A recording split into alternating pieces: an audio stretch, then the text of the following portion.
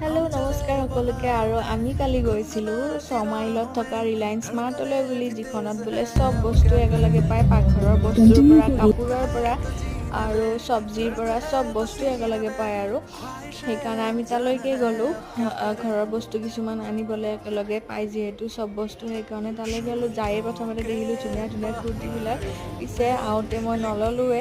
আৰু ধুনীয়া ধুনীয়া মছলা লোৱা এই যে সৰু সৰু টিকলি মিকলি ডাব্বাকেইটা, সেইকেইটাও ভাল লাগিছিলে। তাৰপিছত কিবা কিবি খোৱা বস্তু ল'লোঁ আৰু ঘৰৰ পাকঘৰৰ কিছুমান বস্তু ল'লোঁ। তাৰপিছত বাবু বোলে বল লাগে, সেইবিলাকো কি দেখাই আছে, সেইখিনিও ল'লোঁ। যিহেতু আনিবই লাগে চব বস্তু, সেইকাৰণে তাৰ পৰা একেলগে পাই আমি লৈ আহিলোঁ। ৰাস্তাতে এইখিনি আমিও ভৰাই ল'লোঁ, বিলিং কৰিলোঁ। 8টামান 9টামান বাজিলেই চাগে। আৰু ধুনীয়াকৈ আহি কিনে মাক চব বস্তু দেখাই আছোঁ।